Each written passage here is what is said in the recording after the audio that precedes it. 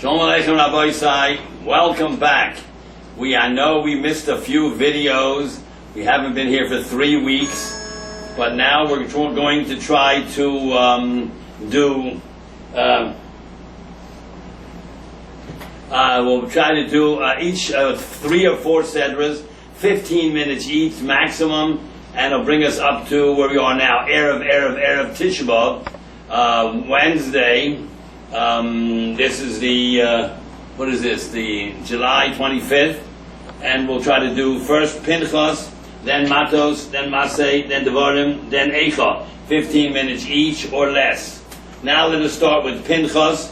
I'm going to mention only 4 things about Pinchas, and then we'll go to the Matos, and then we'll go to Masei, and then we'll go to Devarim, and then we will go to Eicha and Tisha B'Av. And we know that's coming up in about 5 days, Tisha B'Av, which is 9/11. You know that. Tisha B'Av, the 11th month, 9/11. Let's talk about Pinchas. Isn't that interesting that the Torah awards the National Peace Prize to a killer? Pinchas got the National Peace Prize to a assassin. Doesn't it say? Pinchas ben Elazar ben Aaron HaKohen Heshiv Chamosi, we turned my anger, Ma'al b'nei Yisrael, for not destroying b'nei Yisrael. The Kanus Kenosi, by revenging my anger, B'socham, Ro Kilisi, I didn't obliterate as b'nei Yisrael b'Kenosi with my anger. Therefore, Lochem, Emor, say, Hinini Noselo as Brisi Shalom, he's getting my everlasting peace prize. All Kohanim in the world come from Pinchas. So the National Peace Prize was given to a killer. That is Pinchas. And I really can't take the credit for myself. I saw this about 3 weeks ago on one of the Torah programs. That I have to give the credit to my friend Rabbi Label Lamb. He came up with this idea, the National Peace Prize to an assassin. But you know why he got the National Peace Prize, the assassin, Pinchas? Because it says Hashem gave him Brisi Shalom, because it was a surgical strike against one man and one woman, nobody else. And for that reason, the 24,000 people that were supposed to die, not one of them died, says the Mefarshim. That's number 1 thing I want to say about Pinchas. Number 2, her name was Kozbi Bas Tsur, the woman who wanted to get Moshe Rabbeinu. Her name was Kozbi Bas Tsur, the daughter of Tsur, which is Bullock. And she said, put him in my cup. Kos B, put him in my cup. I want to get Moshe. Because Bullock said, if you got him, you got the whole Jewish people. She was so gorgeous, she wanted to test to get Moshe Rabbeinu. So what happened? Zimri, the head of Shimon, 59,000 people, said, why don't you come over here? And he grabbed her, and he picked her up by the hair and went to Moshe Rabbeinu. He said, Zu Asura Ozu Muteres. Is this permissible or is this forbidden? Moshe says, Osir. It's a guy. So he says, and you? You married a Midyanis. But it's a ridiculous argument. It was before Matan Torah when there was no Isser. And number 2, he converted her to Sheva Mitzvahs B'nai Noach. And number 3, it wasn't a one-night thing. It was a marriage forever. So it's a ridiculous argument.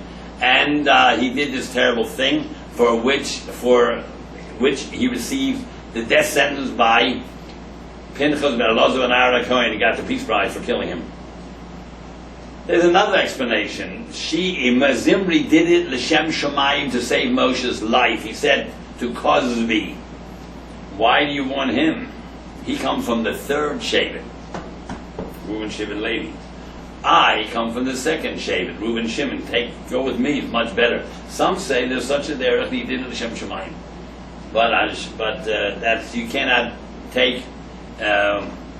do such a thing in front of Moshe Rabbeinu, in front of thousands of Jews, in front of your Shevet, 59,000 people in Shimon. They all tolerated that. So Pinchas ben Elazar ben Aaron speared him and the girl together. And both were killed, and Hashem blesses Shimon forever. He gave him the peace prize forever. Number 3, It talks in there about every Shevet, how many people were in their Shevet. It says, B'nai Dan, one person, Shucham. So how come they had 64,000 people? One man? Almost the max. Some of them had 30,000, 40,000, 50,000. He had 64,400. One son? Pasik Membeis. You know why? Because he had many daughters. And Bas Techila Simen Yofel Abanim. If you have a daughter first, that means you're going to have a lot of sons afterwards. So his sons and grandsons and great-grandsons, eventually, after 40 years, they produced 64,400 from one man originally. Shucham Ben Dan. Number fourth concept. It says in Pasuk Lamed Tes over here in Pinchas that about Binyamin, Pasuk number Lamed Tes, it says Binyamin, there was a, every word in the Pasuk has a pay. Look, Pasuk Lamed Tes, that means Chav, Vav, Lamed Tes. The Bnei Binyamin, one of them was Leshfufam, Mishpachas Hashufami, Lechupam, Mishpachas Hachufami. Every single word has a pay. Shufam, Shefufam, Mishpachas Hashufami, Lechufam, Mishpachas Hachufami. Why does it have so many pays? Do you know why? Because when the brothers brought Binyamin down to Yosef, and they didn't know he was Yosef, thought he was a king, he took Binyamin on the side. He says, I'm Yosef. I don't want you to suffer because you didn't sell me. You were not in the sale. But don't tell the brothers. So Binyamin had a peh, a mouth, which he didn't open his mouth to his brothers. Peh, mouth. So therefore this sentence, Pasuk Lamed Tes, about the children of Binyamin, has 5 pays. Peh. He didn't open his mouth, even though he knew that the man standing in front of him was not the Pharaoh. He was the Pharaoh, but he was Yosef. He didn't tell it to his brothers. The fifth concept I want to tell you in Pinchas is Chav Zayin. Something very astounding here. Chav Zayin. The daughters of Zelophehad came to Moshe, and they had a problem. We want to inherit Eretz Yisrael. Now, every single man that came out of Mitzrayim had children. Well, Mr. Zelophehad died, and he had no sons, only girls. So Moshe knew that, as it says in the Torah right after this, that a man who has no sons, the girls inherit. That's known. Moshe didn't know, not forget that. But dividing Eretz Yisrael real estate once in the history of the world, does that also apply to girls if there's no sons? That's what they were asking. And for 40 years they were waiting for Moshe to talk about it. And they were older girls, maybe 60 years old by now, because for 40 years they didn't get married. Now Moshe didn't bring it up, so they brought it up. And Hashem said, that's a very good question they're asking. Therefore, Hashem told them, yes, in this case, give it to them. You know why? Because Hashem promised every man that came out of Mitzrayim real estate in Eretz Yisrael, and he's dead. Not only do the 5 girls get the chelik of their father, they get 2 chelokim, because the father was a Bechor. And his father, who's dead now, was also Bechor. 4 sections, divided by 5 girls, rather than 1 section divided by 5. And Moshe brought their mishpat to Hashem. It says mishpaton with a long nun. It was their mishpat. He could not. It doesn't say in the Torah anywhere that Moshe answered them. God, Hashem told the Sanhedrin, they told him. Then Moshe wouldn't answer them. You know why? Because they brought it to Moshe and said, my father was not your enemy. He was not in the Korach, a resurrection, revolution against you. Who's your friend? Ah, my friend? Already? That's called Shochad Diburim, a bribe with words. You showed my father was friendly to you, was not against you. So Moshe cannot be anymore the Dayan. So that's why it says Mishpaton. They're Mishpat. Hashem will communicate with them some other way through the Sanhedrin, not through me, because Moshe is already Nogei of a Dover. He is subjective. That's why it's Mishpaton. Moshe could not act as a Dayan.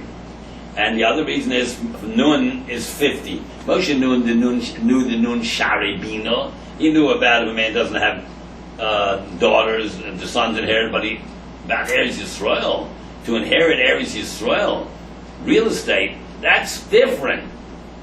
Okay, that's the thing about that. And the last thing is Chav Ches, about the carbon tamid. The carbon tamid that they did every morning comes from Pinchas, Kapitel Chav Ches. It says over there, every single day you bring up sheep in the morning and the sheep in the evening, and that means 365 days, twice, right? Because the average day is 365, because the lunar year is 354. But when there's a leap year, you put in 30 days, 384. That happens 7 times in 19 years. So if you multiply 7 times 384, and the other 12, because 7 to 12 is 19, takes 90 years for a lunar cycle. 12 times 354, and you add it all up, you divide it by 19, you get 365 days average year. So you have to bring a carbon in the morning and in the evening, so 365 is 730. So therefore, 730 is right here, because carbon tamid. Tamimim shnayim layom, Tov Rosh Tevis, Tov Shin Lamed, 730, bingo, there it is. Or you want to say the other part of the pasuk, Shnayim layom tamid, Shnayim layom tamid. That's again 730, twice 365. Okay, Rabbi Yisrael, we're finished with this little mini shir on Pinchas, and then we'll do a shir right after this on Matos, and then one on Masei, and one on Devarim, and then one on Eicha. Sei gesund, tune into the next year.